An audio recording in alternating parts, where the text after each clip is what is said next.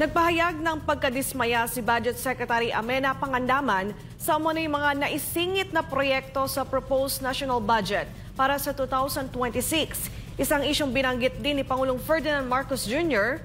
Si Creslyn Catarong magbabalita.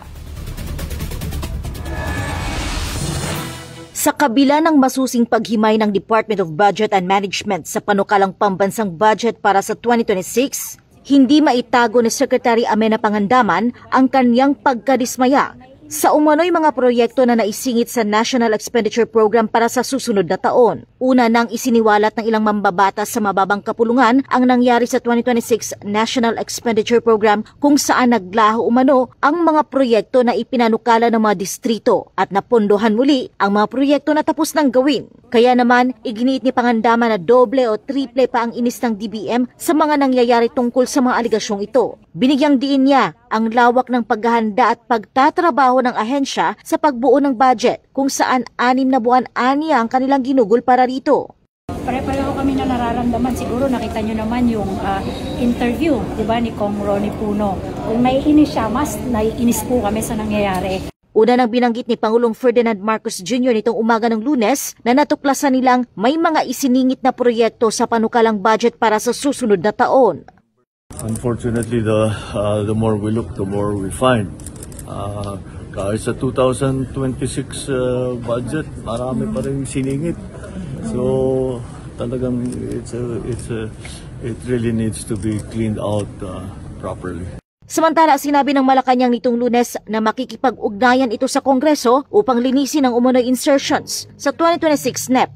Most probably ang sinasabi ng Pangulo dito ay yung nadinig na nga po patungkol na sa sinasabi na ni Representative Marcy at Representative Puno. Kung ito po ay talagang nasabing na isingit at hindi ito papayagan ng Pangulo. Kaya aaralin po at mas maganda po yung mga nagrereklamo at nakaalam ay i-coordinate po talaga sa DPWH. Kaugnay ng naturang issue, positibo ang DBM Chief na matugunan ito sa ilalim ng bagong pamunuan ng Department of Public Works and Highways o DPWH sa pangunguna ni Secretary Vince Dizon.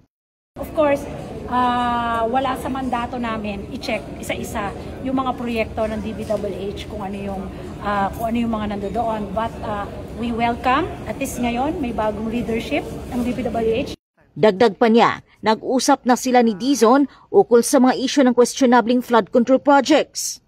Isa-isahin namin yan, papatingnan namin lahat yan kung saan ang gagaling yung mga proyekto na substandard, goals, nadodoble, gawa na, tapos nakalagay pa siya, di ba? So, yun yung amen. So, we will do our best to check and then moving forward to ensure na hindi na to ulit mangyari. Gayunpaman, nilinaw ng kalihim na hindi pa nila tukoy kung sino ang may kagagawa ng umano'y insertions. Matatanda ang una ng naging mainit na usapin ang blank items o mga irregularidad sa mga blankong pondo at hindi klarong probisyon sa Bicameral Conference Committee report noon para sa 2025 national budget kung saan ilang alokasyon ang pinuna dahil sa kakulangan ng detalye kung saan at paano ito gagamitin. Para sa Diyos at sa Pilipinas kong mahal, ito si Creslyn Catarong, SMNI News.